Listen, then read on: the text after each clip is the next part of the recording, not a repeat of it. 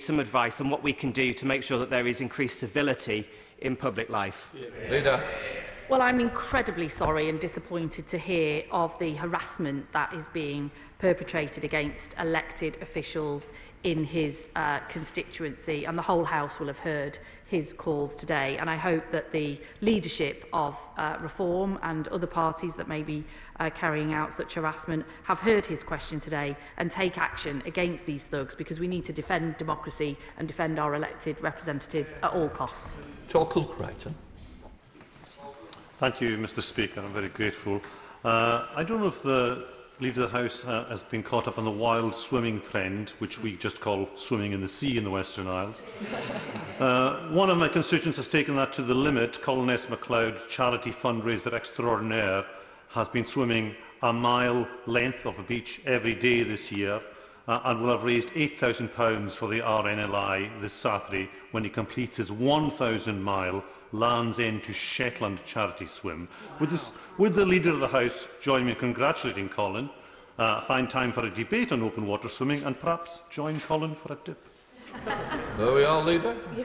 Well, I do love a swim in the sea, actually, Mr. Speaker, although I'm not sure anybody's ready to really see me in my swimsuit any day soon, but I will certainly join him in congratulating Colin from swimming a mile a day and completing his 1,000 miles. What a great achievement, and raising all the money that he is for the RNLI, which is such an important cause. Lord Hatton. Thank you, Mr. Speaker. Now, recent BBC News analysis found that burning household rubbish in waste incinerators is now the dirtiest way that the UK produces power.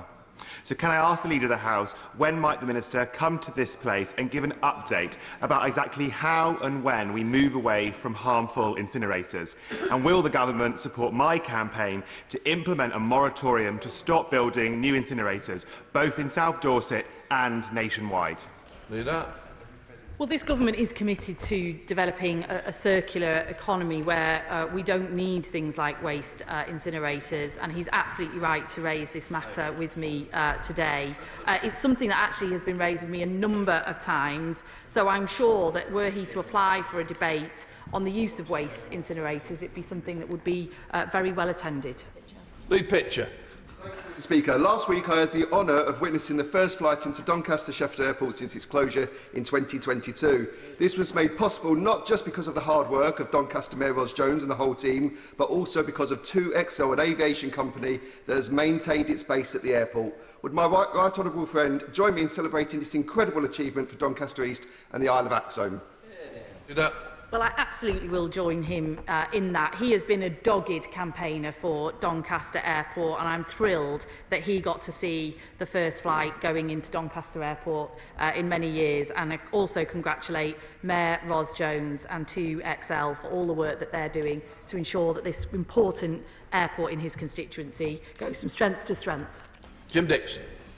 Thank you very much, Mr. Speaker. Earlier this year, Swanscombe and Greenhithe Town Council in my constituency applied for Round 4, Window 1 of the Community Ownership Fund for funding to refurbish Swanscombe Pavilion, which once was and could once again be a wonderful hub for our community, providing opportunities for people to engage in sport, culture and arts. They were told decision-making was put on hold for the general election and haven't yet received a yes or no from the Government. Might the Leader of the House arrange for the relevant Minister to make a statement to the House to give clarity on whether crucial community projects like Swanscombe Pavilion will receive the funding they so desperately need?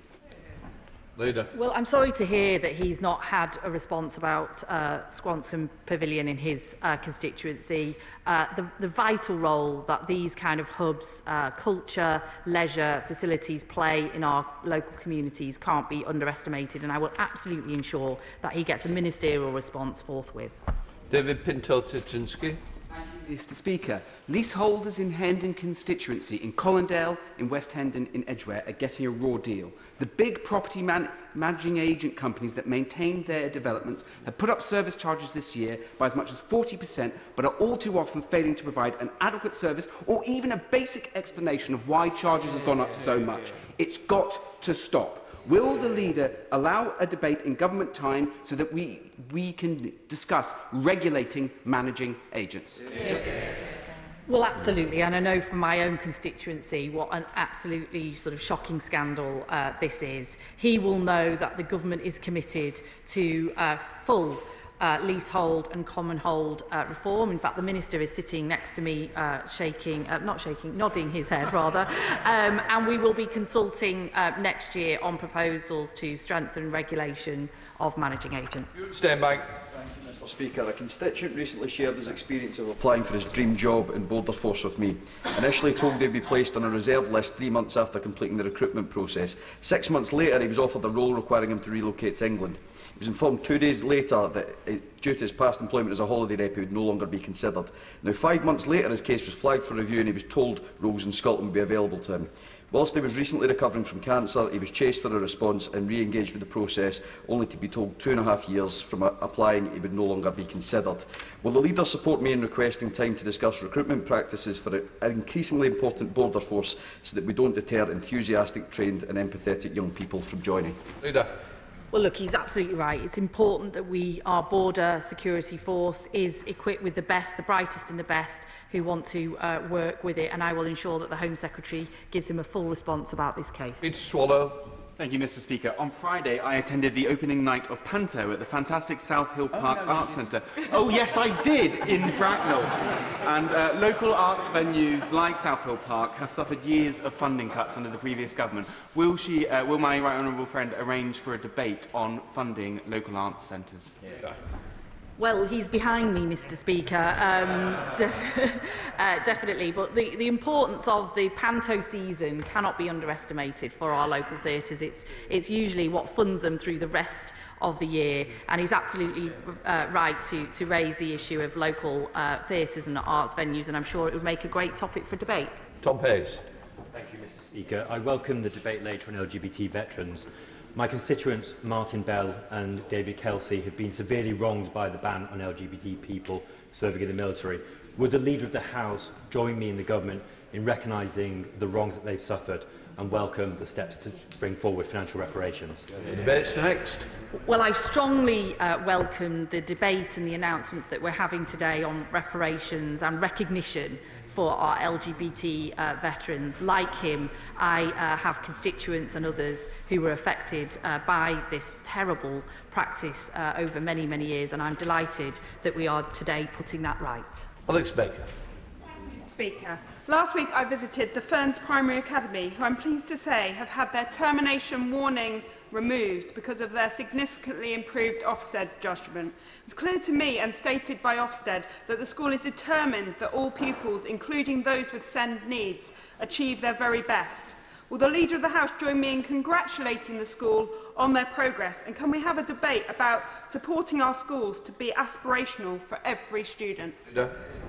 Well, I'll certainly join her in congratulating the primary school in her constituency and their Ofsted rating that has now turned around. And she's right to highlight that we need to support schools in making sure that they support everybody, especially those with special educational needs, get the education they deserve. Josh Newbury.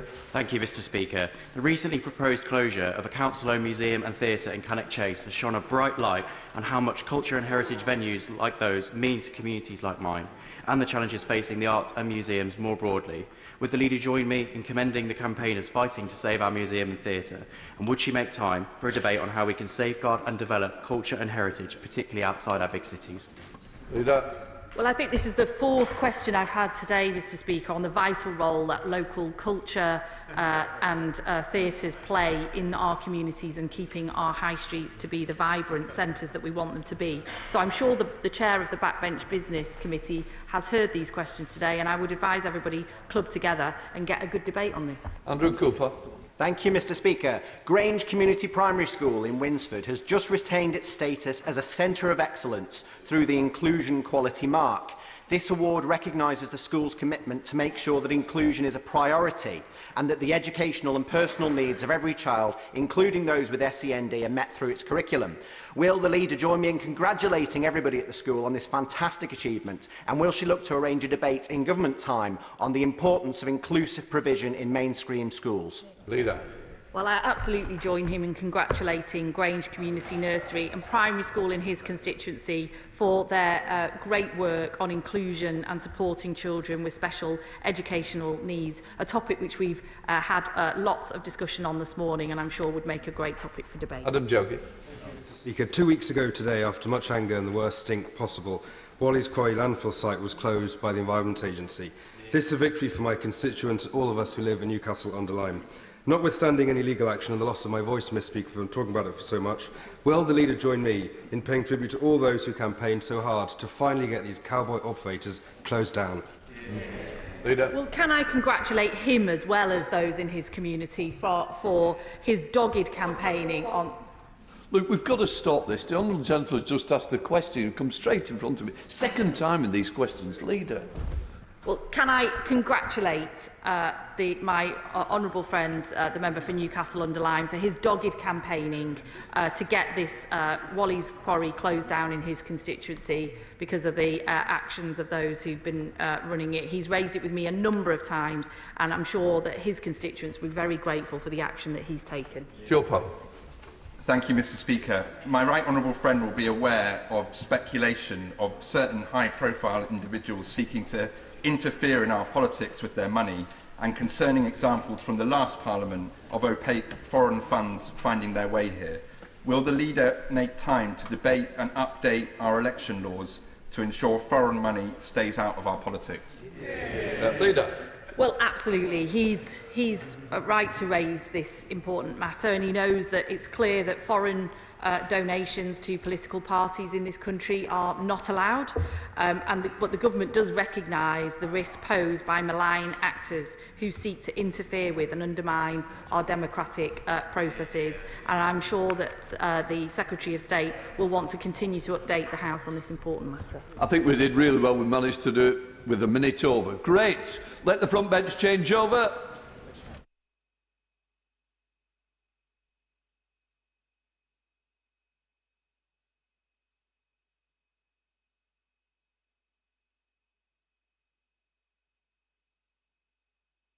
Let us come to the statement. Minister Pennycook.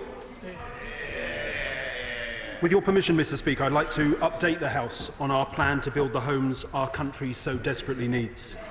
This Labour government was elected 5 months ago with a mandate to deliver national renewal. Standing on the steps of Downing Street on the 5th of July, the Prime Minister made clear that work on that urgent task would begin immediately. And it did. Within our first month in office, we proposed a bold set of reforms to overhaul a planning system that is faltering on all fronts after a decade of piecemeal and inept tinkering by the party opposite. Today I can confirm to the House that we are delivering the change we promised by publishing an updated national planning policy framework, meeting our commitment to do so before the end of the year and supporting our ambitious plan for change milestone of building 1.5 million new homes in this Parliament. Mr. Speaker, the case for grasping the nettle of planning reform in order to significantly boost housing supply and unleash economic growth is incontrovertible. England is in the grip of an acute and entrenched housing crisis, and as you and every single member of this House will know, its detrimental consequences are now all-pervasive. A generation locked out of home ownership, 1.3 million people languishing on social housing waiting lists, millions of low-income households forced into insecure, unaffordable and far too often substandard private rented housing. And to our shame as a nation, Mr. Speaker, just shy of 160,000 homeless children living right now in temporary accommodation. Our economy and the public services our constituents rely on are also suffering, because as well as blighting countless lives, the housing crisis is consuming ever larger amounts of public money in the form of a rapidly rising housing benefit bill. And it is hampering economic growth and productivity by reducing labour mobility and undermining the capacity of our great towns and cities to realise their full economic potential. Mr. Speaker, the government is under no illusions about the scale of the task before us, or the challenges that must be overcome and the pitfalls avoided if we are to succeed. But we are absolutely determined to tackle this crisis head-on. The previous government, of course, took a different view. Not only did they fail even once to meet the 300,000 homes a year target they set themselves, but in a forlorn attempt to appease their anti-house building backbenchers, They consciously and deliberately chose to exacerbate the housing crisis by making changes to national planning policy that have contributed to plummeting housing supply. Mr. Speaker, we know that the changes required to start putting things right will be uncomfortable for some. We know we will face resistance from vested interests. But this Labour government will not duck the hard choices that must be confronted in order to tackle the housing crisis, because the alternative is a future in which a decent, safe, secure and affordable home is a privilege enjoyed only by some, rather than being the birthright of all working people. Mr. Speaker, let me turn to the changes we are making to the framework today. We received over 10,000 responses to our consultation, alongside which my officials and I have held extensive engagement with private house builders, affordable housing providers, local authorities and other organisations from the sector. The views shared with us have been invaluable in helping refine our initial proposals so that we're able to introduce an effective package of reforms today. Before I set out a number of important areas in which we have made changes, let me touch briefly on some of the proposals that we intend to implement unamended. First, we have reversed the anti-supply changes introduced by the last government almost exactly a year ago. From the abandonment of mandatory housing targets to the softening of land supply and delivery test provisions, the policies that gave local authorities the freedom to plan for less housing than their nominal targets implied are no more. Second, we have made explicit the importance of growth-supporting development, from labs to data centres to supply chains and logistics. In the same vein, we have made clear that the default position for renewable energy deployment should be yes. Third, we strongly promoted mixed tenure developments, reflecting the robust evidence that attests to the fact that they build out faster and create diverse communities. Fourth, we have made a series of changes to bolster affordable housing delivery and enable local authorities to determine the right mix of affordable housing for their communities. This will support our commitment to deliver the biggest increase in social and affordable house building in a generation. Mr. Speaker, there are then 4 important areas where we have refined our proposals. Let me turn first to housing targets. As we made clear when launching the consultation in July, restoring a mandatory standard method for assessing housing needs is insufficient if the method itself is not up to the job.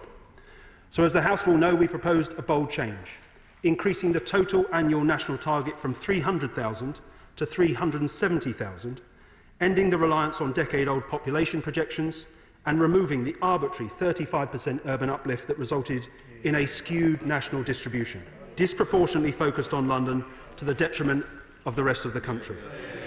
We fully intend to maintain the level of ambition outlined in July, but we heard through the consultation a clear view that we should do more to target housing growth on those places where affordability pressures are most acute. We've therefore made the method more responsive to demand, redistributing housing targets towards those places where housing is least affordable while maintaining the overall target envelope. Next, let me turn to our reforms to the Greenbelt. Mr. Speaker, as you will know, ours is a brownfield-first approach to development. As a result of a number of targeted changes we are making to the framework and our proposals for a brownfield passport, we are prioritising and fast-tracking building on previously developed urban land wherever possible. But we know that there are simply not enough sites on brownfield land registers to deliver the volume of homes that the country needs each year, let alone enough that are viable and in the right location. So in the summer, we propose that local authorities should take a sequential approach to releasing land to meet their housing need. Brownfield first, followed by low-quality land in the Greenbelt, and only then higher-performing land. To identify low-performing sites, we proposed a definition of Greybelt land that reflected the fact that there are areas currently designated as Greenbelt which contribute little by way of aesthetic, public access or ecological, received broad support through the consultation. But a strong desire was expressed to limit the room for subjectivity.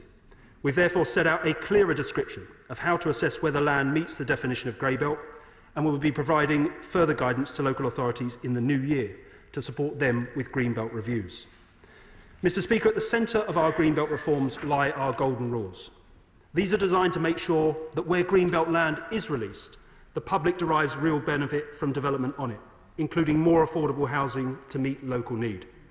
In the consultation, we proposed a flat 50% affordable housing target, but recognise that because land values vary across the country, the limited use of viability assessments should be permitted. Through the consultation, we've recognised that this approach risked uncertainty. If flexibility was needed in some parts of the country because land values were lower, the precise amount of affordable housing to be secured would become a protracted site-by-site negotiation. And if a local authority did not allow flexibility, there would be a risk that sites were rendered unviable, with the result that no houses, affordable or otherwise, would get built. So our final policy takes a different approach to managing variation in land values. Rather than a single 50% target, we are introducing a 15% percentage point premium on top of targets set in local plans, up to a maximum of 50%. And because that means the target itself will be responsive to local circumstances, we will be restricting the ability for site-specific viability assessments until such time as we have amended viability guidance in the spring of next year. Being pragmatism over purity, the golden rules we are putting in place today will give communities the confidence that they will be met and will maximise the number of affordable homes delivered across the country. Mr. Speaker, another area where we've made changes is to the presumption in favour of sustainable development. The presumption sits at the heart of the National Planning Policy Framework and means that where a local authority has underdelivered or an up-to-date local plan is not in place, the balance of decision-making is tilted in favour of approval. We are determined to ensure that where the presumption applies, it will have real teeth. But at the same time, we are clear that development consented through it must be consistent with the clear requirements in national policy relating to sustainability, density, design and the provision of affordable homes. The changes we have made deliver on both these fronts. Finally, Mr. Speaker, in the consultation we sought views in respect of how our changes applied to local authorities at an advanced stage of plan making. Our proposed transitional arrangements aim to strike a balance between maintaining the progress of plans at more advanced stages of preparation while maximising proactive planning for the homes our communities need. The core of our proposal, that we only hold back a draft plan where there is a significant gap between the current proposed housing requirement and the new housing target, was well supported. However, we are making three changes. First, we've taken on board concerns that the transitional period was too tight, and so we will provide local planning authorities with an extra 2 months to progress their plans, extending the transitional period from 1 month to 3. Second, and again responding to an ask we heard repeatedly from councils, the transitional arrangements will apply where the draft housing requirement in the plan meets at least 80% of local housing need, rather than the numerical 200 homes threshold we originally proposed. In these instances, the plan will not be held back. Third, where plans are adopted under these arrangements, and where there are existing plans based on the old targets due to run for a number of years yet, we want to see the level of ambition raised sooner rather than later. As a result, from the 1st of July 2026, we will expect authorities with the plans adopted under the old standard method to provide an extra year's worth of homes in their housing pipeline, helping to accelerate the delivery of new homes. Mr. Speaker, we recognise that we are asking much from many local authorities, and we're determined to support local leaders trying in good faith to deliver homes for their communities. That is why, across dedicated local plan funding, the planning capacity and capability support announced at the budget, and income from raised fees, we will be injecting more than £100 million into the system in the coming year. To conclude, Mr. Speaker, we are confident that the revised framework we are introducing today will support significantly higher rates of house building and sustained economic growth. We've listened carefully to the views expressed in the consultation and have adjusted several areas of policy accordingly. Now it is for others to do their part. Developers must turn supportive words into action, bringing forward new sites and building them out at pace. Local authorities must embrace the challenge of higher targets and push for more and better development in their areas. Mr. Speaker, we have moved fast. We have not held back. We have not shied away from controversial decisions, nor wavered in the face of those who've sought to chip away at our resolve. With focus and determination, we've pushed on to ensure we are putting in place a planning system geared toward meeting housing need in full and unleashing economic growth. Change will take time, homes are not built overnight, and our dire inheritance means that the climb out of the trough we are in will be a steep one. But by implementing this revised framework today, we've taken another decisive step toward a future in which everyone will enjoy a decent, safe, secure and affordable home in which to live. I commend this statement to the House. Shadow Secretary of State Kevin Hollingray.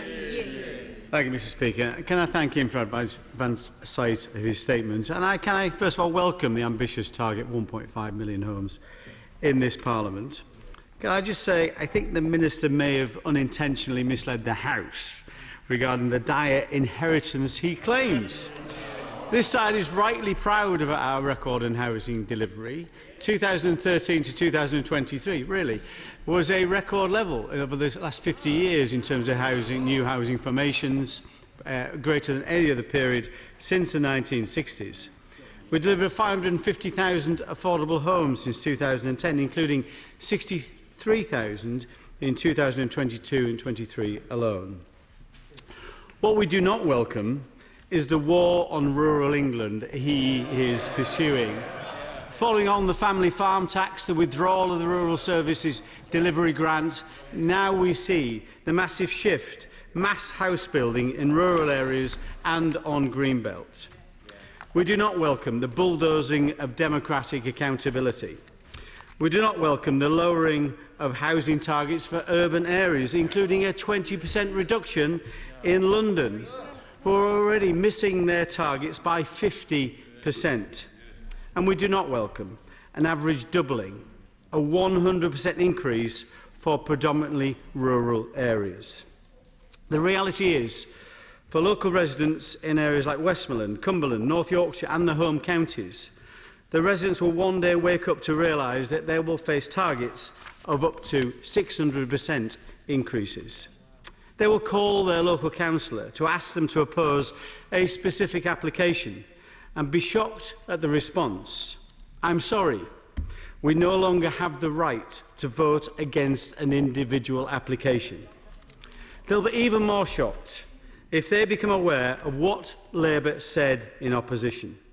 Their opposition motion of the 21st of June 2021 called on their government, this government, the previous government, to protect the right of communities to object to individual planning applications, something that he is now taking away. Wow.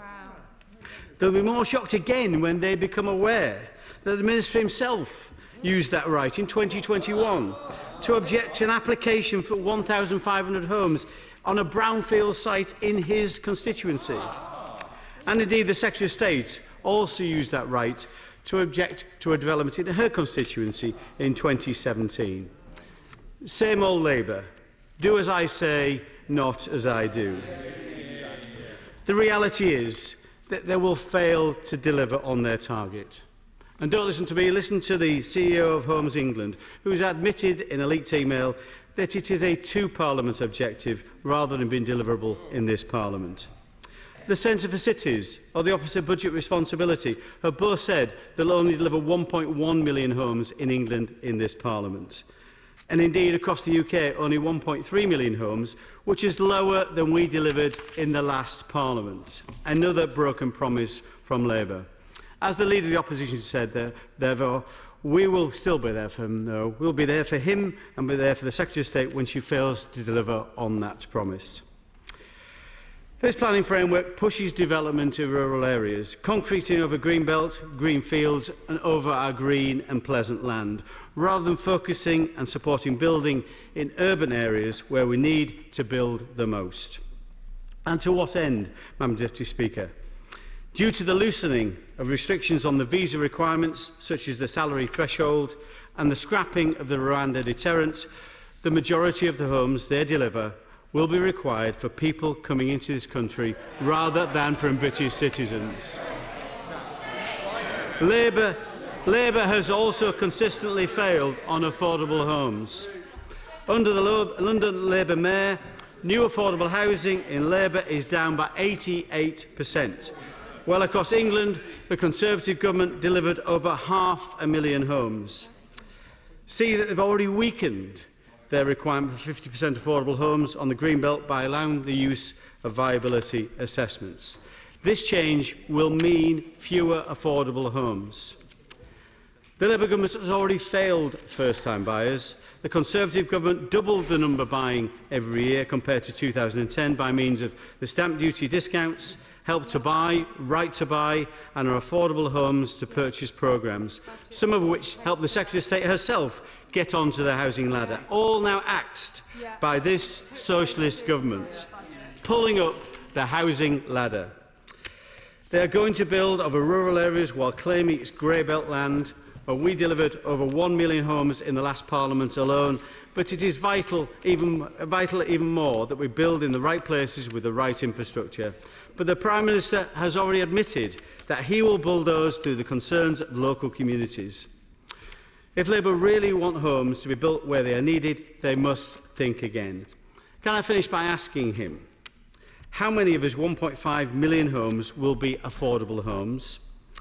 What target does he expect will be the split for social rent, affordable rent and affordable homes to purchase, particularly given the use of viability assessments? On planning capacity, could he set out why his resourcing of planning authorities, which we broadly welcome, has risen from £20 million in his manifesto to £46 million in the budget to £100 million today, and how is that consistent with the budget? Why is he deliberately making it more difficult for first-time buyers to buy a home? And what percentage of the £1.5 million target does he expect will be needed for immigrant households? Thank you, Madam Deputy Speaker. Well, I thank in some parts the honourable gentleman for his response and for those questions. And I'm glad he broadly supports the government's target of 1.5 million homes. It's, as the honourable gentleman will know, Madam Deputy Speaker, the previous government's target that they didn't once in 14 years achieve, that 300,000 homes a year target if you disaggregate it. But, Madam Deputy Speaker, there were so many inaccuracies and misleading statements in that document, a fundamental misunderstanding of the framework we've planned today, that I'm not sure where to start. The assertion that we're waging war on rural England, or that we have distributed housing targets predominantly towards rural areas, is simply wrong. We are focusing. Well, the honourable gentleman might wish to listen to the response and focus on the detail of the framework we published today. We are focusing growth across our city regions. Housing need across MCA areas will increase by over 20% compared to the current standard method. Similarly, on Greenbelt, Madam Deputy Speaker, it's not the case that we're allowing viability assessments. I was very clear in my statement. We're restricting the use of site-level viability assessments on Greenbelt release until we've refreshed viability PPG in the new year, at which point we'll consider exemptions for previously developed land and large sites. On local plans, Madam Deputy Speaker, we absolutely prioritise the importance of up-to-date local plans. We've inherited a system from the previous government where we have a less than a third up-to-date local plan coverage. That is unsustainable. We want communities more involved at an early stage, shaping their local plans. That's the best way they can shape development. And he mischaracterises, I'm afraid, our working paper proposals around planning committees. We're simply talking about, as we discussed at length in the UQ earlier in the week, streamlining the planning system, ensuring that trained professional planning officers take the appropriate decisions and members get to focus. And elected members get to focus on the largest and most controversial applications in their site. Madam Deputy Speaker, I'm not going to respond to the taunt about sites in my own constituency. Any honourable member? Well, because I've outlined my position many, many times before. I objected to a 1,500 home scheme, Madam Deputy Speaker, that I thought was poor quality and we could do better. It's very interesting, I say this to the members opposite, that consent was given many, many years ago. Not a spade has been put in the ground. It is the type of speculative development we need to see less of. We need more plan development through the plan system. On his questions, Madam Deputy Speaker, just briefly, on the proportion of homes under the 1.5 million target that will be affordable, we can't put a precise number on it at the moment for the following reason. We expect to see many, many more social and affordable homes come through developer contributions. Our golden rules that apply to the release of land through the Greenbelt will ensure that proportion rises, that 15% premium on local affordable housing rates. But affordable provision, as the honourable gentleman will be aware, is partly related to grant funding from government, and we'll set out details of future investment at that point in the next year's spending review, multi-year spending review, along with what the successor programme to the Affordable Homes programme looks like and the precise split between social, rented homes and other forms of tenure. But we've been very clear we want to maximise the delivery of social value homes. On planning capacity, Madam Deputy Speaker, details will be set out in response to the consultation. The 100 million figure I cited is the amount of support going in the round to local plan support, planning capacity and capability support and other things. On migration, Madam Deputy Speaker, he knows as well as I do that the majority of homes that developers sell in this country are to British nationals, that most parts of the country have local allocation rules in place and local residency requirements that means that non-British nationals can't access housing, that only those who are eligible for no recourse to public funds can do so. He knows those rules. He's scaremongering. It's beneath him. I know that the honourable gentleman doesn't really believe it, and the House believes it either, Madam Deputy Speaker. I call the Chair of the Select Committee, Florence Eshalabi. Thank you, Madam Deputy Speaker. I welcome the greater detail on the changes to the NPPF that the Minister has outlined this morning. And he's right, we do have to be bold. As he's outlined, the social housing sector is in crisis. At our recent evidence session on the Select Committee, he mentioned a figure of 160,000 children in temporary accommodation. Those children will be spending this Christmas away from their friends, away from their families. And for the Shadow Secretary of State to reduce this about immigration is wrong. Think about those many children who will be sleeping rough this Christmas. And it's about how we improve the housing and making sure we are building the right housing to help those children. We need more social housing to get people off our waiting list. And our councils are at breaking point, with developers, some of them, using a viability clause as a way of not delivering on that much-needed affordable homes that they've promised. And communities must be able to trust the planning process.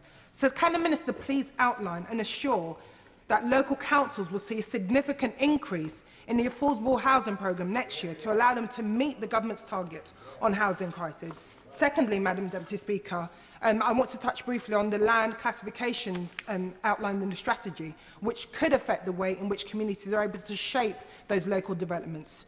Too often we see disproportionate impact on high-end developments, which does nothing to help people get on the housing ladder. Is the Minister confident that the update to the NPPF will make sure that new homes also come with some of the improved developments, including schools, GP surgeries, and accessible things, so that local residents can see tangible benefits in those developments coming forward in their local area? Well, I thank the Chair of the Select Committee for those questions and her broad support for the framework we've announced today. On social rented housing in particular, she's absolutely right, Madam Deputy Speaker. The record on social rented homes of previous Conservative government is absolutely dire. The figures speak for themselves. Not only did they not deliver new social afforded homes beyond anything beyond 10,000 units per year, they also engineered the decline of social housing and ran down our stock through various interventions, the slashing of affordable homes programme funding, the increase in the generosity of the right to buy discounts, which my right honourable friend, the Deputy Prime Minister, did not benefit from. We've returned it to the rates that she did access housing on that basis. But their record on social rented housing speaks for itself. As I've said in relation to future investment in affordable housing and social rented homes, we'll set out details in the multi-year spending review next year. But we do want to prioritise the delivery of social rented homes, given the important role they play in addressing the housing crisis and resolving the particularly acute end of that housing crisis in the form of temporary accommodation. On the NPPF more widely, I can give her those assurances that targeted changes to the framework we've made today will support the delivery of infrastructure. As I've already said, when it comes to the release of Greenbelt land, our golden rules will ensure we get a higher proportion of affordable housing, but also infrastructure and amenities and access to green space through that additional public benefit secured. Liberal Democrat spokesperson Gideon Amos. Thank you, Madam Deputy Speaker.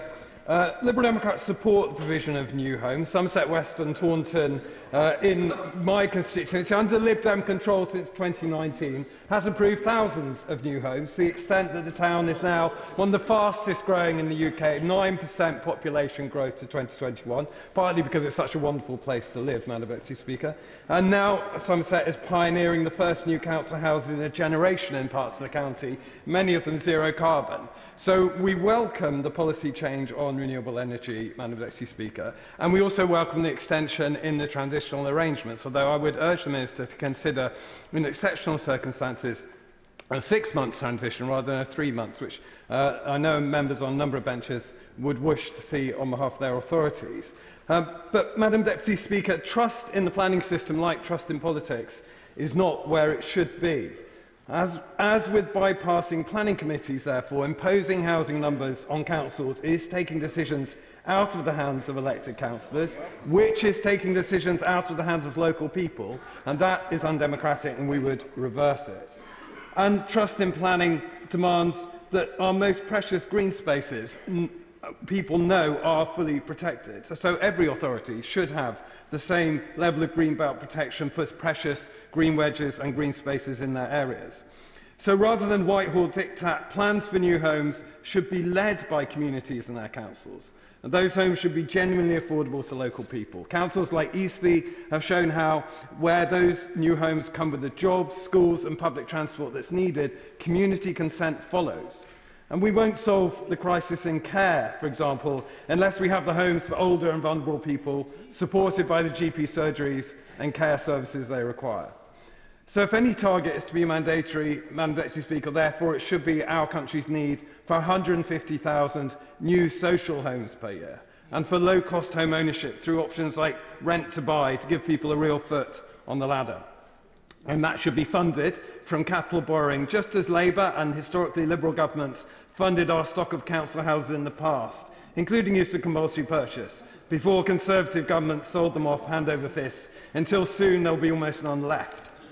So rather than diktats of top-down planning, risking a surge in speculative greenfield permissions of the kind the Minister is concerned about, for homes out of the people's reach, let's instead, Madam Deputy Speaker, fund, incentivise and focus on the social and affordable homes that we need. Zero-carbon homes that tread lightly on the land, restoring nature and, in doing so, restoring trust in local people and the councillors they elect to take the decisions that most affect them and their communities. Thank you, Madam Deputy Speaker. I'm not sure I detected a question there, but there were several points, and I will endeavour to respond to at least a few of them. I welcome the honourable gentleman's broad support for the framework and, in particular, renewable energy deployment. On the charge that we're bypassing local democracy, local communities, I refute it entirely. We are encouraging, in a way the previous government did, the adoption of up-to-date local plans, which are the best means of shaping development in any particular part of the country. That is where local people and communities can get involved to determine what development looks like and where it goes. But it must be a conversation about what development looks like and where it goes, rather than whether it happens at all.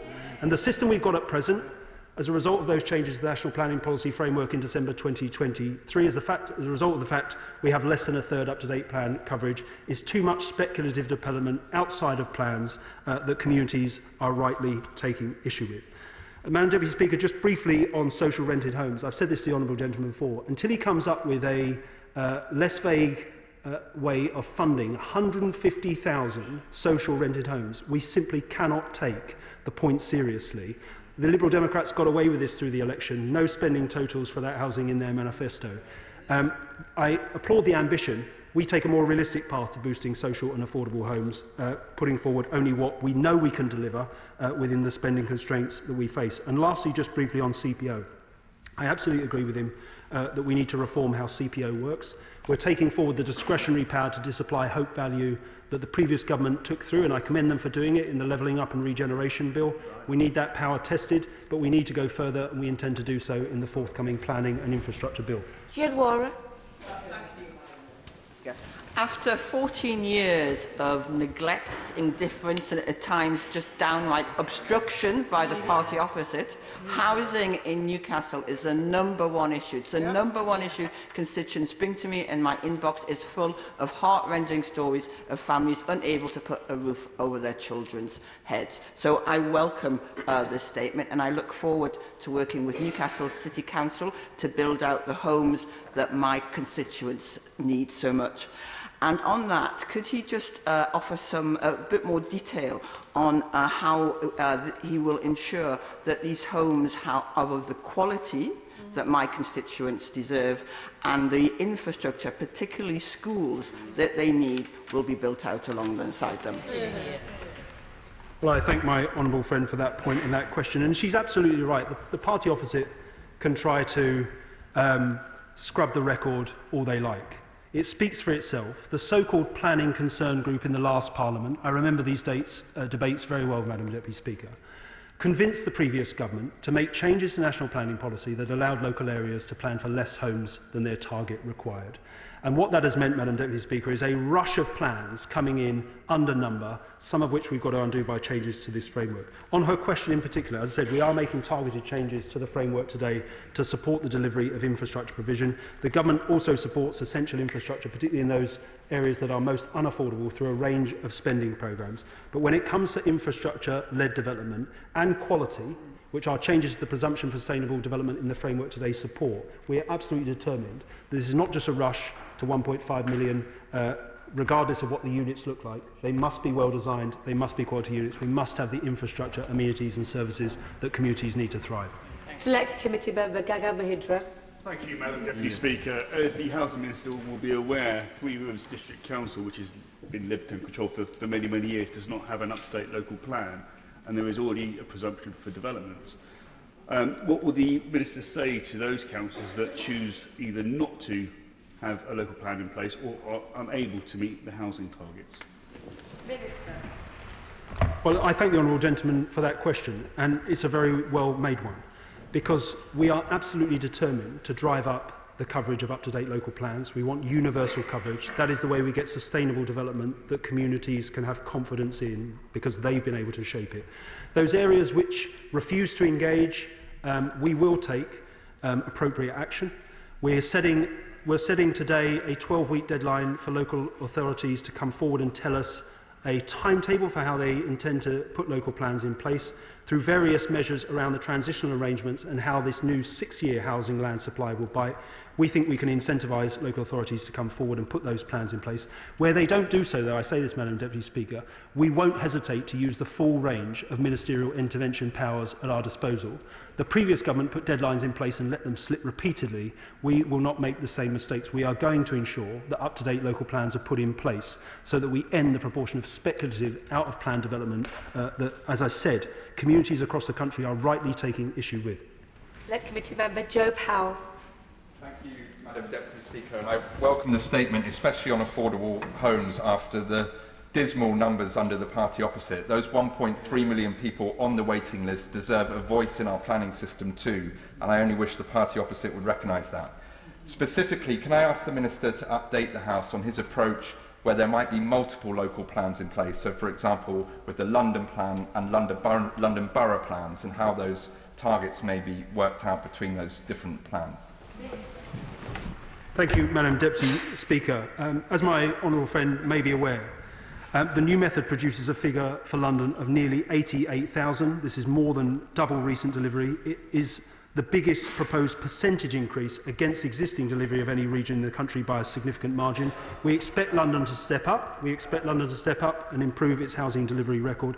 In terms of his specific question, it will be for London and the Mayor to look at how the aggregate local housing numbers are distributed across the whole of London. So in a way that can't be said for other parts of the country, because there is a spatial plan in place in the form of the London plan, the targets for individual London boroughs need to be viewed in that context.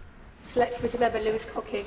Thank you, Madam Deputy Speaker. Nothing in this statement outlines the new powers councils will get to make developments infrastructure first, like building roads, schools and GP surgeries before new housing. Can the Minister outline what powers my local councils of Broxbourne and East Harts will get to make developments infrastructure first, but when these massive new housing targets are forced upon them?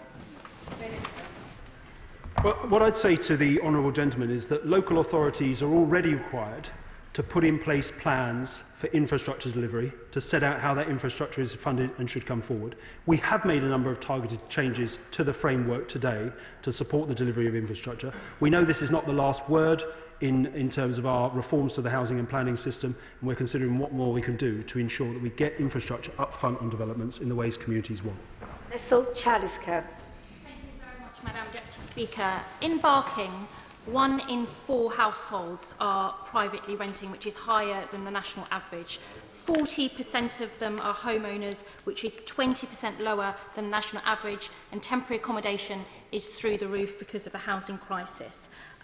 My constituents in Barking will welcome the government's steps to make sure we address the housing crisis. Does the Minister agree with me that often it is viability that is holding up development schemes that are shovel-ready, but because of land value, they just cannot get on and be built? And therefore, infrastructure commitment that the government is making, 6 to date since the general election, is critical. And can he give reassurances that the government will deliver infrastructure so that we can ensure land values increase and viability can be met so those homes can be built?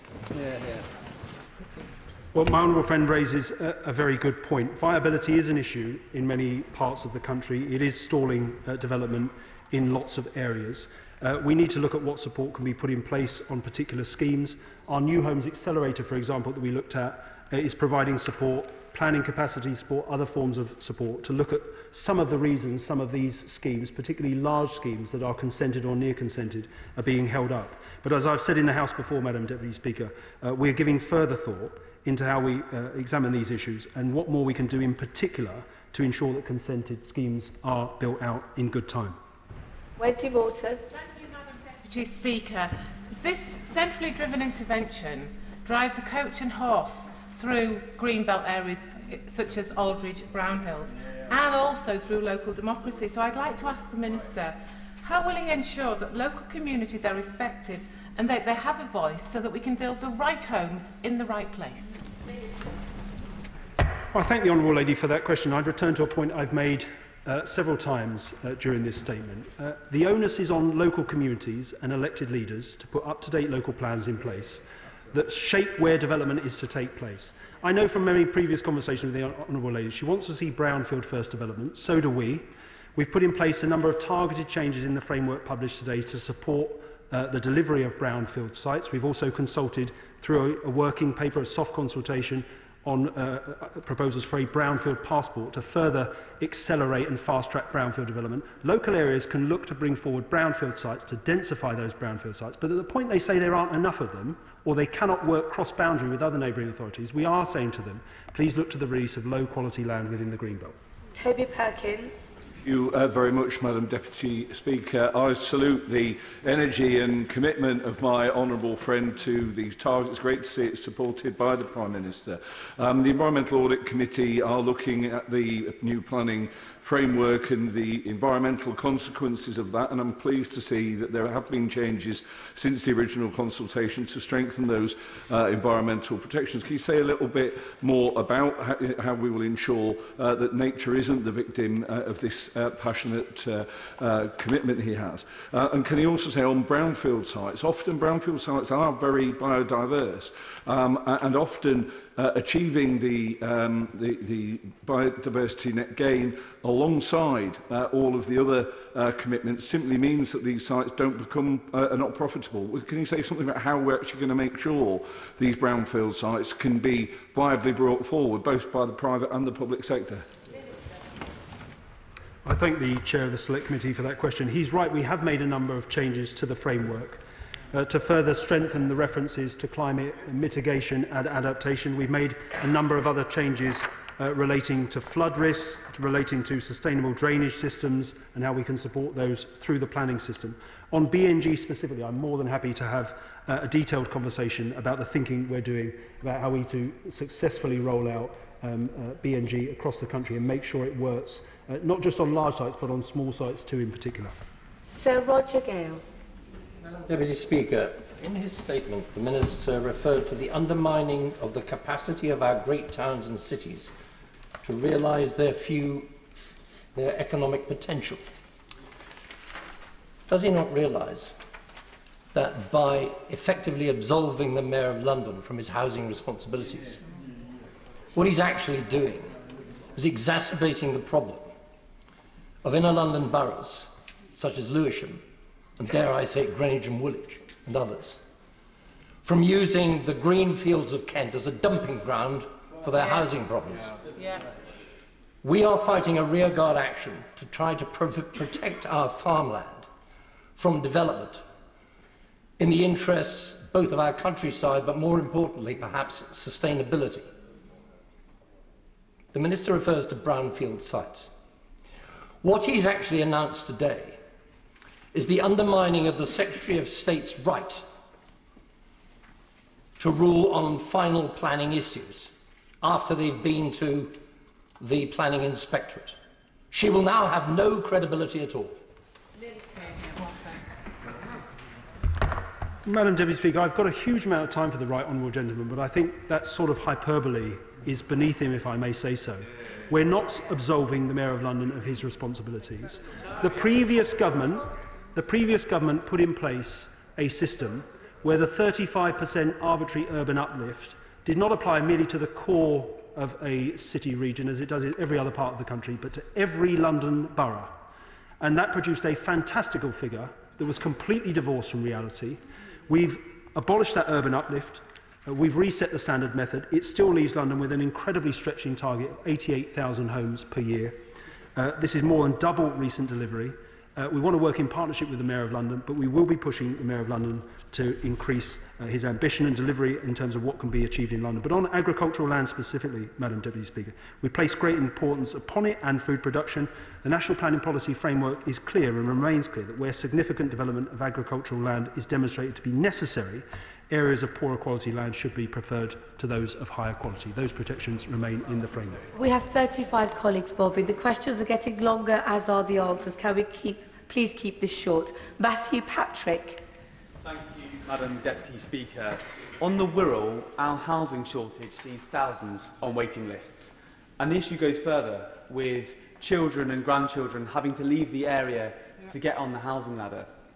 On the Wirral, we want to build quality, affordable houses in the right places. We share the government's approach to building on brownfield first. What steps can his department take to support Wirral Council in achieving that? Madam Deputy Speaker, I thank my honourable friend for that question. I'd refer him to my previous answers in terms of the targeted changes we're making to the framework to strengthen expectations around brownfield development. The proposals we're consulting on at a very early stage through a working paper on a brownfield passport, seeking to explore how we go further to prioritise and fast-track the development of that land. But absolutely, we want to work with local areas to look at perhaps where brownfield sites might be densified and how we can get them, the majority of development, where possible, through that route. Alison Bennett. Thank you, Madam Deputy Speaker, and I'd like to refer the House to my register of interests. Mid Sussex District Council has a local plan and it's well advanced in making its next local plan, which significantly got cross-party support from Conservatives, Green and the Labour councillor. We also have a design guide. We're delivering 1,000 houses a year, and last year that included 300 social and affordable homes. We are an example of what good planning looks like, and we're even investing in purchasing our own temporary accommodation. I'd like to invite the Minister to come to Mid Sussex and see what good planning looks like for himself.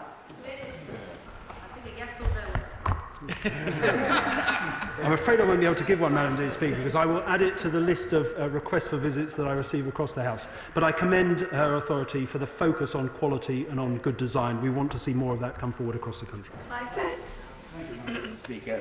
Just to declare my interest as the Vice President of the Local Government Association, and I welcome the commitment to overall house building targets. And you can't hit a national target without clear local targets.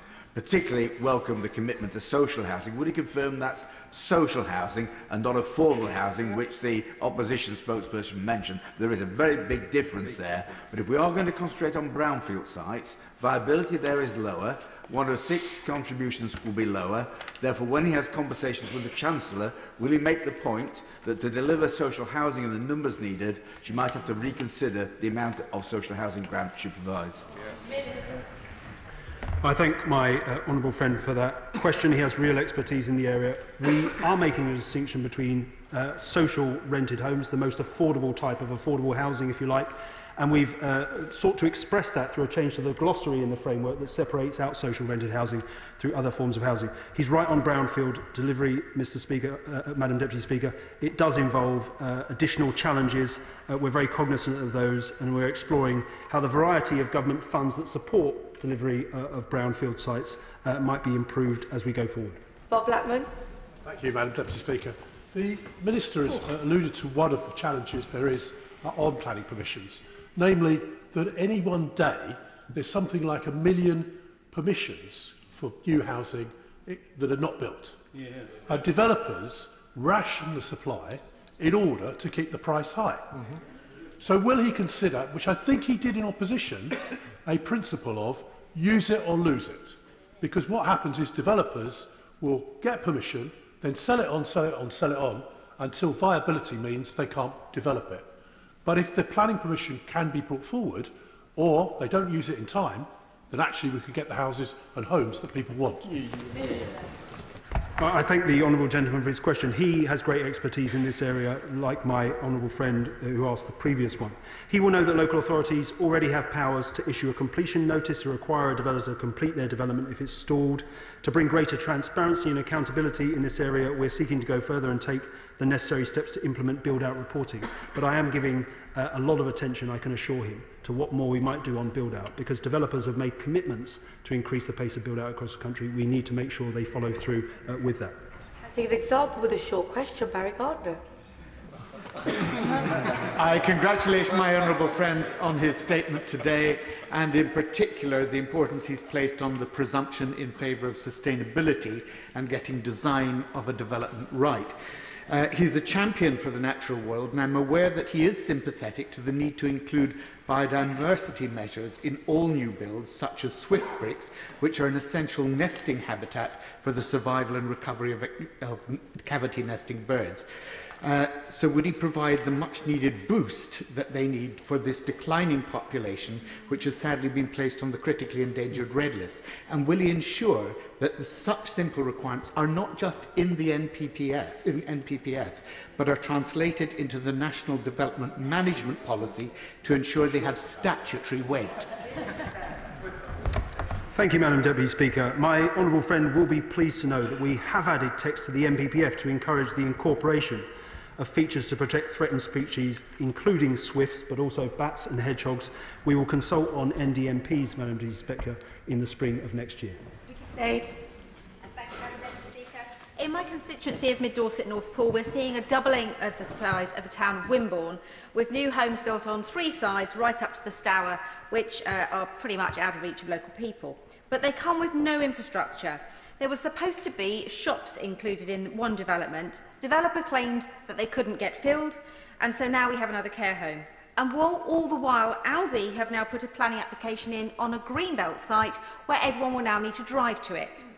What can the Minister do to force developers to deliver the infrastructure they promise so developers can't play the system? I thank the honourable lady for that question. There are measures in the framework which will help the objective she seeks. I share it. We are also committed as a government to strengthen the existing system of developer contributions so that we hold applicants to the promises they make as part of Section 106 agreements, and also arm councils to be able to negotiate with them in the first place. Jessica Toll. Thank you, Madam Deputy Speaker. My local authority area, BCP, submitted its draft local plan in July for examination, but under the new targets, it has planned for only 53% of its housing need. So can my right honourable friend elaborate on the steps government will take to work with local authority areas at this stage to make sure they fill that significant gap?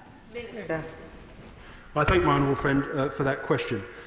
In the consultation, the formal government consultation the formal government response to the consultation, which will be published at the end of this statement, we set out very clearly how we're dealing with local authorities in advanced stage of plan preparation, those that will meet that Reg 19 stage, those that don't, how we help those who do have up-to-date plans top up their housing supply so they come closer to the new standard method. But I absolutely share her wish that her local authority takes steps to close that gap.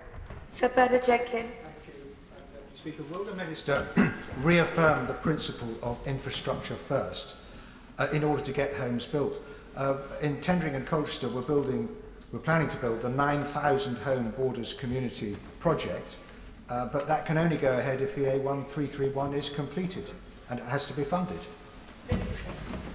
Well, I thank the right honourable gentleman for his question. I support the objective, absolutely.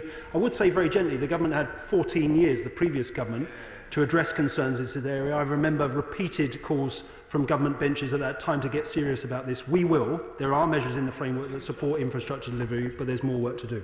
Warren Just. Thank you, Madam Deputy Speaker. I welcome the Minister's statement today.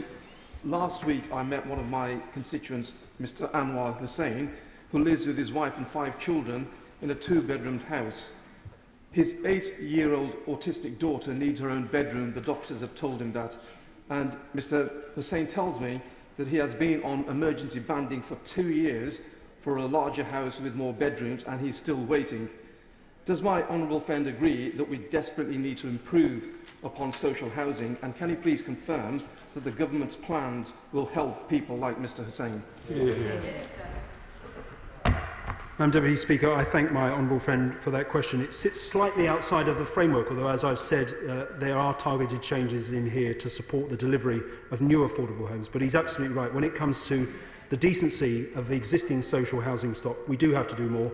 We'll be consulting on a new decent home standard in the new year, as well as introducing AWAB's law to clamp down on the most severe hazards. Neil Bryan. Targets for Harborough increase it by 40% and for Udby and Wigston they double it. And yet we can see that the overcrowding problem is worse in our urban areas, and we can see that the gap between population growth and housing growth is worse in those areas too. We can see the environmental arguments for it too. And yet the Minister today has announced that the new target for London is about 11% lower than the old one. And we saw that in the original round of numbers, Nottingham was down 21%, Birmingham and Leicester were down 31%, Coventry was down 50%. Can the Minister tell me what the numbers are for those cities in the Midlands now? Are they all still going down, even as our targets are going up? I thank the honourable gentleman for his question. I think he slightly misunderstands the situation with urban authorities. The housing targets are going up across metro areas. The cities, we've dropped, as I said, Madam Deputy Speaker, been very clear about this, the arbitrary 35% uplift introduced by the previous government that bore no relation to housing need.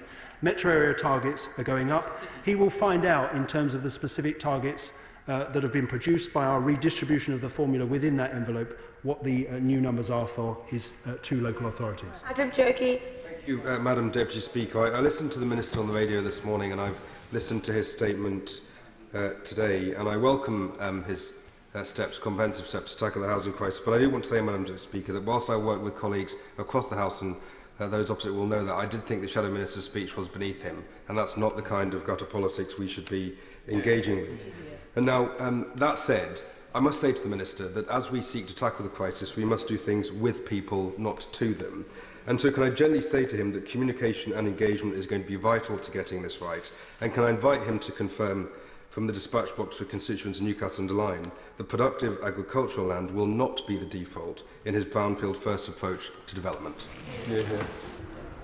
No, as I made clear in response to the right honourable gentleman earlier, the approach to agricultural land, as set out in my response, remains the case. Ours is a brownfield first approach.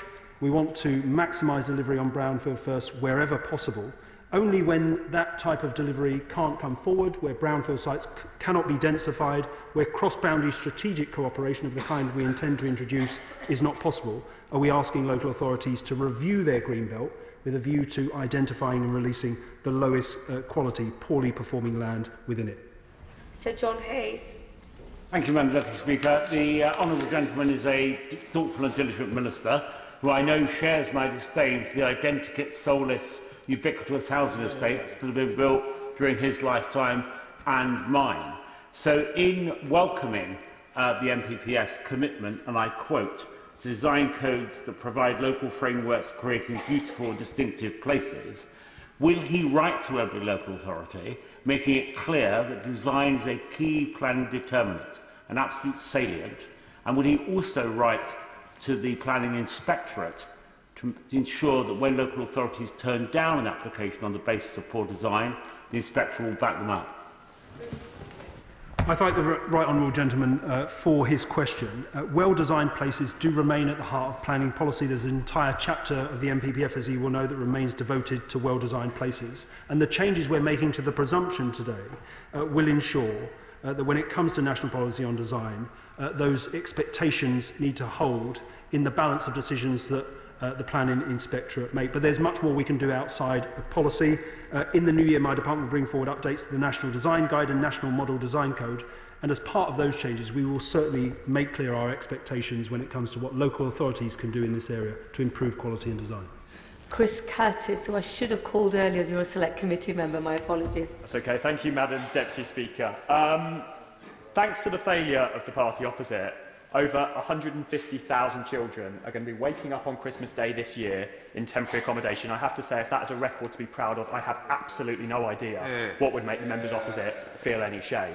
But can I get two reassurances from the Minister? Firstly, that we won't see chopping and changing because business needs certainty. So we won't see the chopping and changing that we've seen from the party opposite, and we will stick by these policies. And secondly, it's not just about the planning rules, it's also about capacity within our local councils. So can he please tell us what he's going to do to speed up the process of getting more planners into our planning committees, into our local councils to add capacity to that system? Thank you. Thank you, Madam Deputy Speaker. I thank my honourable friend for those questions. We do need consistency in terms of national policy. We had too many changes to the national planning policy framework under previous governments. It's our intention for this to be the big change in terms of substantial policy development. There will come a point next year, Madam Deputy Speaker, when we look to consult on NDMPs, where we have to make changes to the framework to account for the evolution of those. But as I said, this is the big changes we intend to make, and for them to hold and be delivered upon through this Parliament. In terms of local planning capacity and capability, I made reference in my statement to the £100 million worth of funding in total that's being injected into the system, in particular as part of the transitional arrangements to help those authorities who will fall foul of the requirements set out in the framework today. Richard Tice. Thank you, Madam Deputy Speaker. As a former house builder, I know some of the challenges about viability. And I welcome the Minister and the Government's focus on affordable housing targets, viability assessments. But it is, Minister, a basic mathematical calculation with regard to affordable housing that 20% of something is better and more than 50% of nothing. Somewhat cryptic statement there, Madam Deputy Speaker. I think the point he's driving at perhaps is related to golden rules. I would say one of the changes we've made, for example, that puts pragmatism above purity is dropping that straight 50% requirement across the country and looking at how we can get more locally sensitive rates by putting in place a 15 percentage point premium on local affordability housing types. We think in the round that will provide more certainty but also maximise the delivery of homes coming through that route. Sean Woodcock. Thank you very much, Madam Deputy Speaker. I refer to my register of interests. Truro District Council's housing waiting list quadrupled over the past decade under the Conservatives. It's one of the reasons why addressing the housing crisis was one of the priorities I made to the people of the Banbury constituency during the general election. I think we all recognise that planning reform that the party opposite ducked during its time in office is crucial to fixing the housing crisis. Yet does the Minister also agree that it's crucial to helping us get the growth that we want in our economy, which is good for businesses, whether it's sandwich shops or high-tech engineering firms across the country? I thank my honourable friend for that question, and he's absolutely right. It's not just the housing crisis and what it's doing in terms of blighting lives. The situation we're in at the moment, as I said, an acute and entrenched housing crisis, an ailing planning system, is holding back our economy, is holding back our great towns and cities in terms of how they are maximising their potential. This is a growth-focused national planning policy framework, and we're very proud of it. Unless questions are kept short, colleagues just won't be able to get in to think about everybody in the chamber. Sir Oliver Dowden. Thank you, Madam Deputy Speaker. I know that the Minister is a man of considerable integrity, so can he be honest with my constituents that the combination of mandatory targets, a massive increase in those mandatory targets, and the fig leaf of the grey belt policy means that in a constituency like mine, which is almost entirely green belt apart from that which is developed on, this will mean massive new development, an expansion of London sprawl, and a change in the character of the area forever.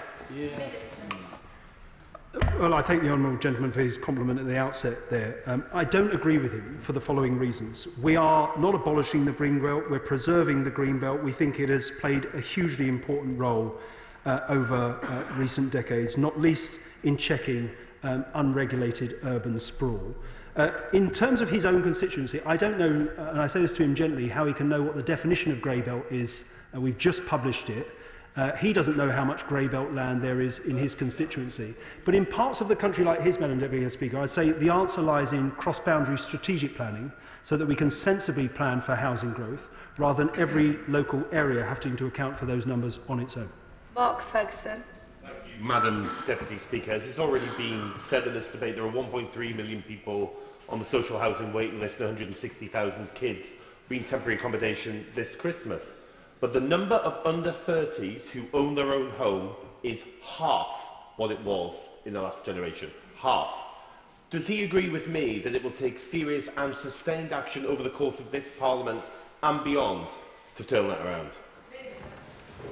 My honourable friend is absolutely right, and quite contrary to the crowing of the honourable gentleman about the party opposite's record on home ownership rates are stagnant, and for the younger generation they are particularly bad. We have a generation locked out of home ownership. We're taking action in that area, not least through our plans to take forward a comprehensive and permanent mortgage guarantee schemes.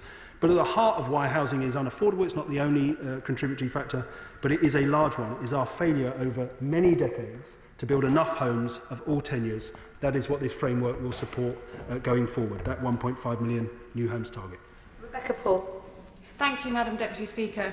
The Government has announced that housing targets for Reigate and Banstead will increase significantly. We will move from an advisory target of 644 houses per year to a mandatory and completely unrealistic target of 1,264. This is a 96% increase, and I should note a large proportion of my constituency is Greenbelt. If all areas must play their part in building the homes we need, why is the Minister reducing housing targets for London and other urban areas whilst increasing them in rural areas like mine? I've made clear the point on urban areas and how the 20% increase across the board. We're asking more of all parts of the country. If I say gently to the honourable lady, she speaks as if there is no housing pressures in her constituency. People want homes in her constituency to rent, to buy, as much as in any other part of the country. And I think those targets, yes, are stretching. They're achievable. They're achievable either through brownfield development from the release of low-quality grey belt land within the green belt, or through cross-boundary strategic planning. Joe Morris. Speaker, and representing a very large, very rural constituency, I'm constantly contacted by families who are concerned that their youngest generation is having to leave Northumberland in order to find the homes they need. Just one example of the party opposite's war on the countryside. Can the Minister confirm to me that this is the only way that we can get the homes that are needed, that are appropriate, into our rural communities, so that a generation is not forced out of rural Britain? My honourable friend is absolutely right, and just to make completely clear, Madam Deputy Speaker, the reforms to the planning system we're making today are not the only part of the answer. Delivery of homes is an entirely different challenge than bringing forward planning permissions, but we do need to oversupply planning permissions into the system to get the number of homes we need in his constituency and across the rest of the country. Claire Young.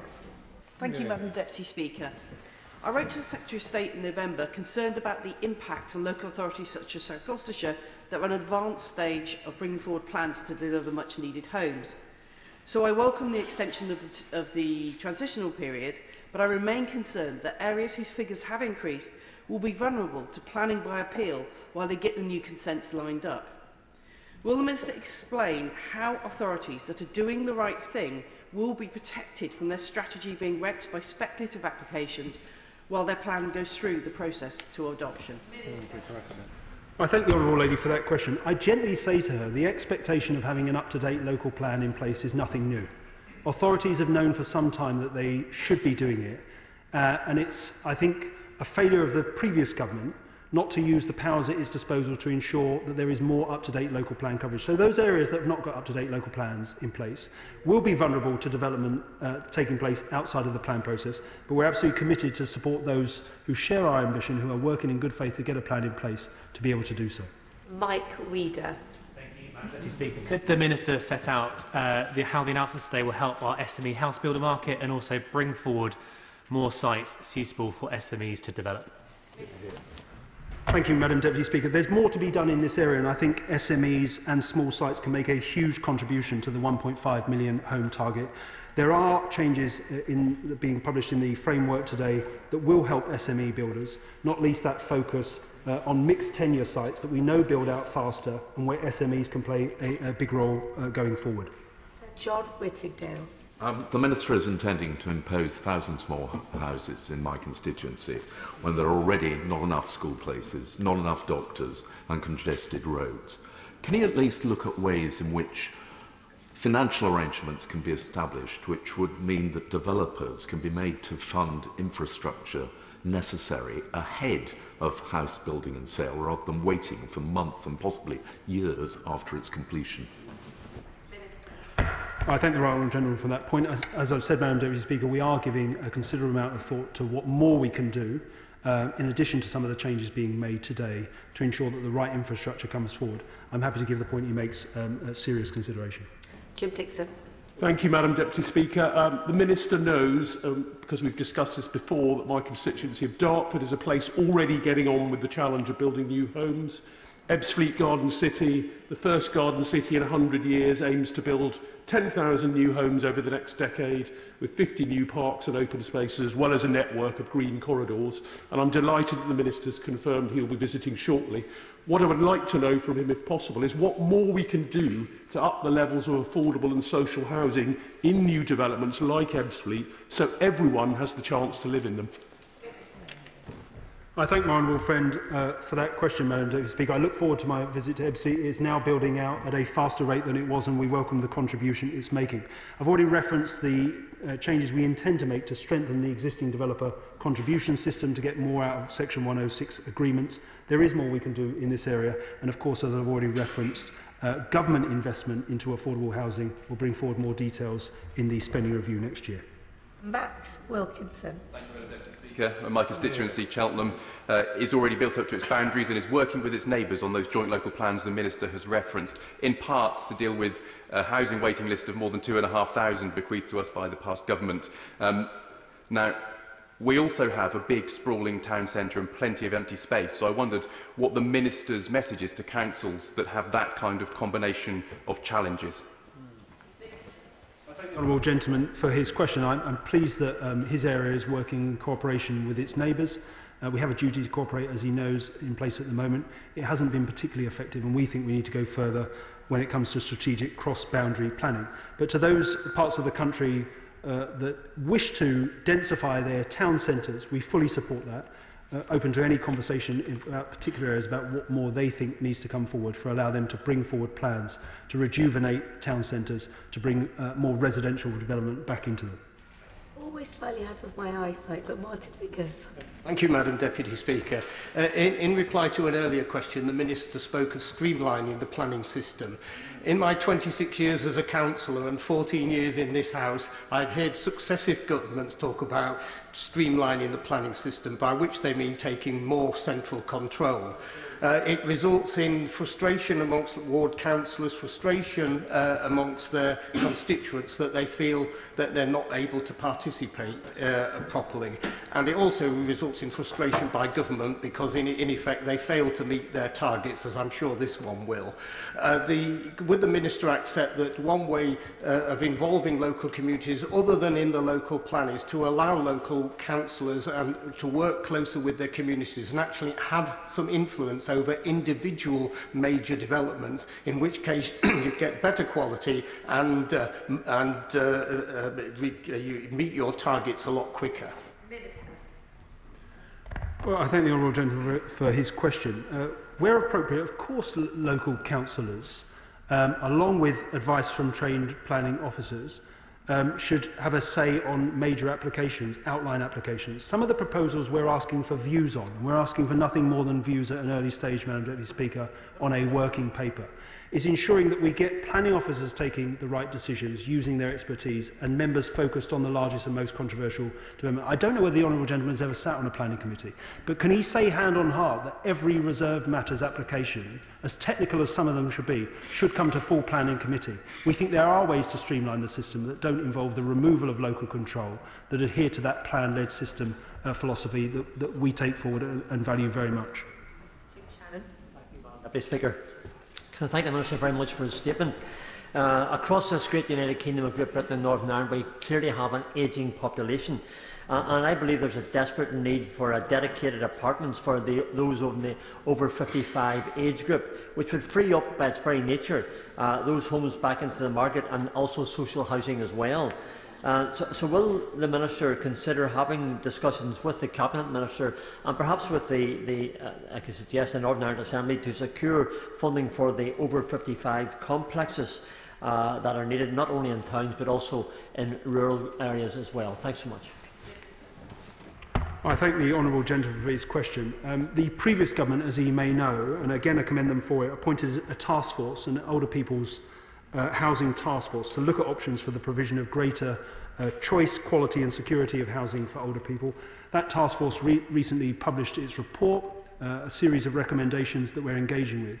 But we do need to give serious consideration about how the planning system evolves to take into account demographic changes that we know we need to adapt to. Thank you, Madam Deputy Speaker. May I suggest to the Government that this subject really warrants a full-day debate, not just a statement Q&A. But for now, may I just ask one straightforward matter? Can I ask again that he look carefully at the relatively small number of places, including East Hampshire, where you have a planning area which is part in and part out of a national park? And when you look at the case, the housing targets should be set separately for those two parts of the planning area. I thank the right honourable gentleman for that question, and he raises a very important point. There are local authorities around the country where the boundaries are such that they stray into areas where environmental protections are in place, national parks and other things. What I would say to him is these housing targets that we're bringing forward, these mandatory housing hire targets, that local areas will need to engage with when coming up with local plans. Those local plans will be tested by the planning inspectorate to see whether there are hard constraints of the type he speaks to, and therefore whether a plan is sound on that basis. So hard constraints will still be taken into account in the development and examination of local plans. James Wilde. Thank you very much, Madam Deputy Speaker. And in an earlier answer, the Minister confirmed the Government supports an infrastructure first approach. So will he work with colleagues in the Treasury and Transport Department to ensure approval of A10 West Winch Housing Access Road funding, which is essential to unlock thousands of homes which are in the local plan on the edge of King's Lynn? The honourable gentleman's request has been put on the record, and I'll make sure my ministerial colleagues are made aware of it. Ever patient Ben Oxyjective. Thank you, Madam Deputy Speaker. The Prime Minister and Deputy Prime Minister today launched the MPPF in my constituency of Huntingdon at Alconbury Weald. But this development was planned and built under the previous government, and phases 2 and 3 will see a further 4,000 homes. Significant brownfield development at scale, but nothing to do with the revised MPPF. It's a shame the Deputy PM didn't travel the extra couple of miles down to the Envar Medical Waste Incinerator approved by the Minister on her behalf against local wishes a couple of months ago. But the Minister talks about guaranteeing infrastructure, and when I asked the Government about a new East Coast mainline station to support the 6,500 homes at Alconbury Weald, the Government fobbed me off with talk of an internal review. So how will the MPPF unlock the infrastructure that large developments desperately need? Madam Deputy Speaker, I would refer the honourable gentleman to my previous answers on that point. Well, no doubt the Minister's been in the Chamber for well over an hour, and he'll know the strength of feeling towards this subject because it's taken so long to talk about building homes. I'll give the front bench a short moment to swap over very quickly for the next statement.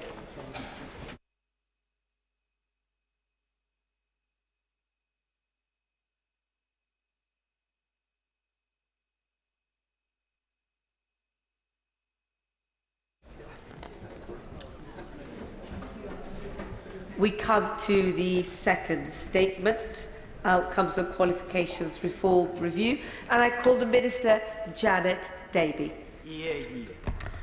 With permission, Madam Deputy Speaker, I will now make a statement on the outcomes of the review of qualifications reform at level 3. The priority for this government is to build a skills system which will drive forward opportunity and deliver the growth our economy needs. The post-16 skills system in England that we inherited from the previous government fails both these tests. In particular, the qualifications landscape is too confusing and fails to provide the clear routes to success needed by learners and employers. We heard strong arguments that the last government's plan to remove level 3 qualifications and to limit the flexibility for schools and colleges meant they risked leaving students with too little choice and too few opportunities. This year, we paused the defunding of qualifications and have undertaken a review for those qualifications to have funding removed, to see where we need to retain alternative qualifications, such as applied general qualifications or BTECs, and to consider how long we will need to keep them in place. We undertook extensive stakeholder engagement delving into the detail of qualifications with employer representative bodies, colleges, practitioners, awarding organisations and industry experts. We recognise that certainty is very important to education providers, to students and to their parents and indeed guardians. And I would like to reassure the House that our decisions make the position clear up to 2027. We're clear that students deserve high quality qualifications that meet their needs and that we must continue to develop and improve qualifications so that they provide for the needs of students and employers. The curriculum and assessment review will be taking a view on qualifications in the long term as part of the wider consideration of how we prepare all young people for life and work. But there are some areas where we need to act in advance of its recommendations. The first change we will be making is that we will not tell providers and students which types of qualifications they can and cannot mix together. It should be for colleges and sixth forms to work with students, employers, mayors and higher education to devise the best mix for individuals and deliver the skilled young people that their local economy needs. We will therefore not be applying the previous proposed rules of combination. They are confusing. A number of qualifications in the system, and through the review we have already identified over 200 qualifications with low or no enrolments, and we will remove funding from these in line with already published dates. This gives students and employers a simpler range of qualifications to choose from. T-levels provide an excellent qualification option which should be available to more learners, and we've introduced 3 new T-levels this September. A further T-level in marketing is to be introduced from September 2025.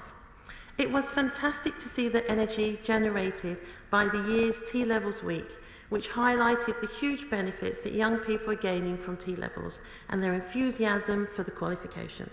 The unique industry placement aspect of T-levels is a real draw for students and is something all too often is not offered by other qualifications.